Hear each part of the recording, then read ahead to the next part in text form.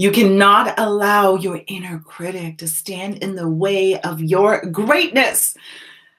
This topic comes up all the time with everybody around me, regardless of my clients, my friends, people who are currently going to be attending the workshop that we're doing tomorrow.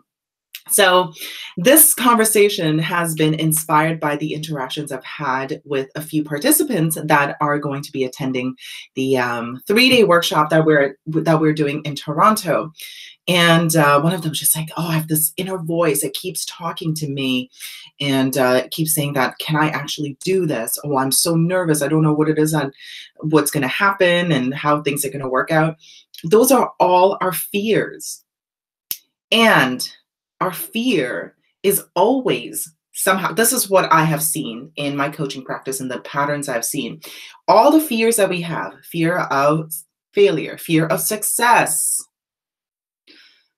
fear of public speaking, fear of the unknown, all of that is all kind of comes down to one thing, and that goes down to fear of judgment of others, right? So if that person, if you never had to see anybody ever again, you know, how bold would you act? How do you act in the privacy of your own home, right? It's probably different than how you are outside. Of course, you know, you want to be respectful and you don't want to offend people, but overall, how you speak at home in the privacy of your home is very different from how you speak to people who you think judge you.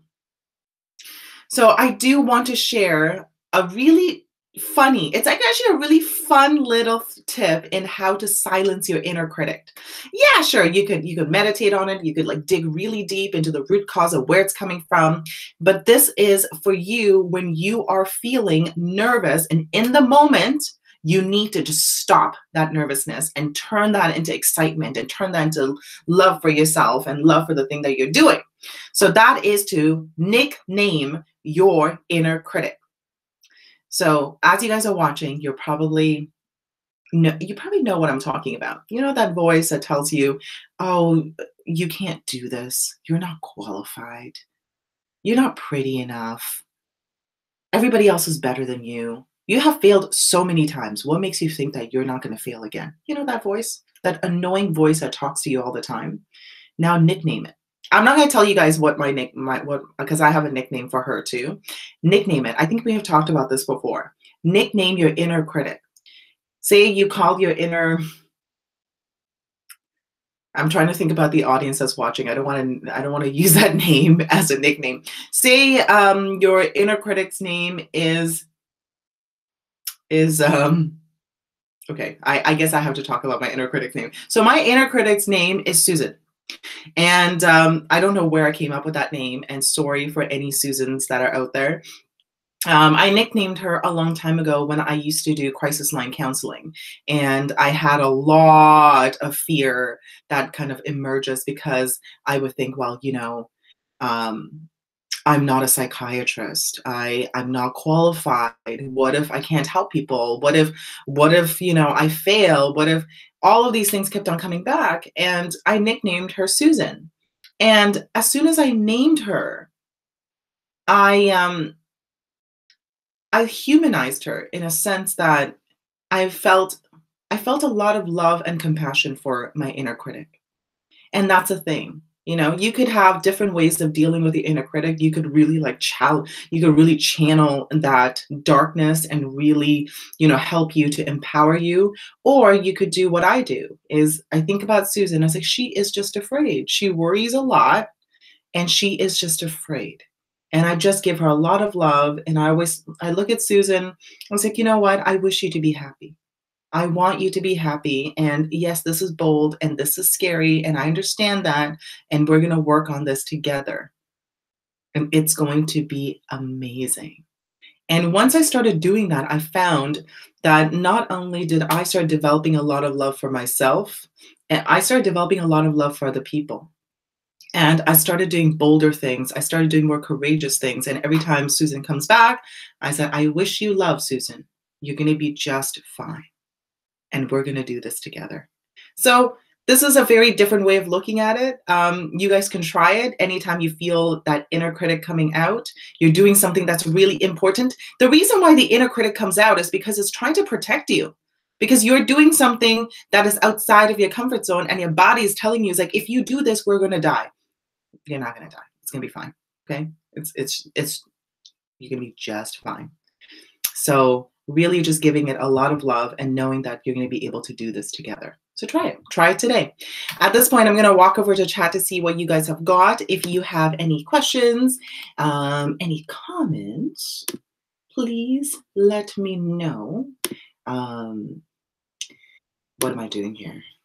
It's a beautiful day. Any comments? Let me just see. Lily has not prepared her live chat. I am sorry, guys. I am sorry. Okay. I know you guys have lots of wonderful comments that you want to chat about. Okay, there you go. Let me see. Okay, wonderful. All right, so we got our beautiful people here. We got Crazy Cool Creations. We got Zaina. We got Tom. We got QWQW, beautiful. We got Lulu. We got, yeah, Zaina on the house. Okay, I have some questions. Oh, no, you guys are talking to each other. Beautiful. Okay, so I do want to address something here. So QWQW is saying that they are living in a home full of violence and abuse, but I have no money to move. So what can I do? Okay, this is actually very important. And this is something that I used to work on. When I worked for the Toronto Rape Crisis Center, I worked with people exactly in your situation, who is in a home full of violence and abuse, and they had nowhere to go.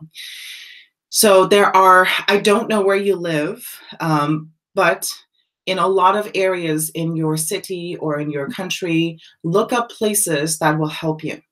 There are lots of centers that you could go to, and there's lots of helplines that you can call. And that's exactly what I used to do. When I worked for the crisis line, is people who are going through a really tough life that,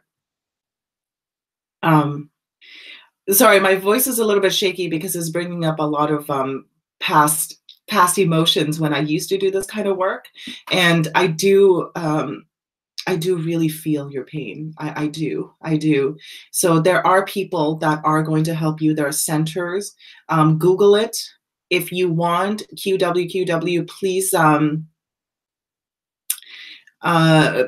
please send me an email if you like. I would love to help you. I don't know where you live, so if there's anything I can do, please send me an email. Listen to this really clearly. My email address is lily@evancarmichael.com. So send me an email, because I don't take this lightly at all. This is a serious situation that needs to be taken care of. So please send me an email, okay? Okay, and someone is calling me. Okay, so we're going to leave that, okay? So just give me a call. What else we got? Thomas saying, should our inner critic's name be positive? It doesn't matter, you know. It could be negative or positive. It depends on the personality. I personally love to lean in on the positive side because I'm more of a positive person. I live somewhere, I think Evan has talked about this and like channeling, every superhero has a dark side. And I do have a dark side too. I do.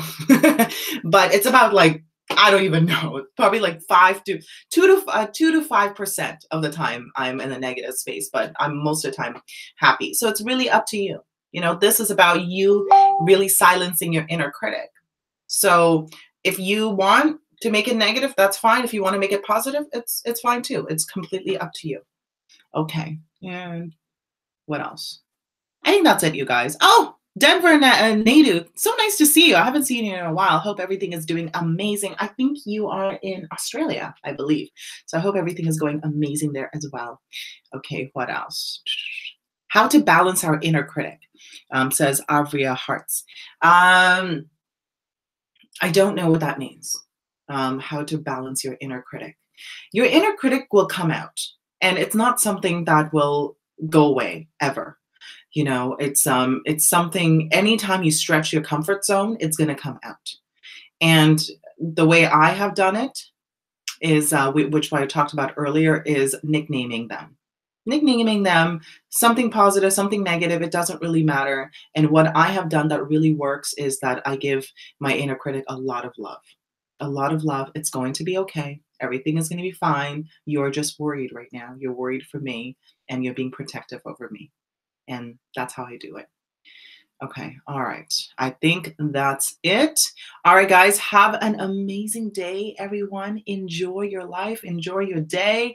And if that inner critic comes out, my suggestion is to give it love. It's going to be just fine. They're just worried. They're just worried. They have a lot of fear too. Okay. Have an amazing time, guys. And I'll see you guys tomorrow morning for another. Actually, okay. So tomorrow we have that workshop. So I will be doing Coach's Corner probably very, very early. I'm thinking I might be doing it around 6:30 a.m. Yeah, because for the next 3 days, we're going to be doing our workshops. So probably 6:30 a.m. is when I'm going to be doing Coach's Corner. All right, guys. See you guys tomorrow morning at 6:30 a.m. Have an awesome time. Bye-bye.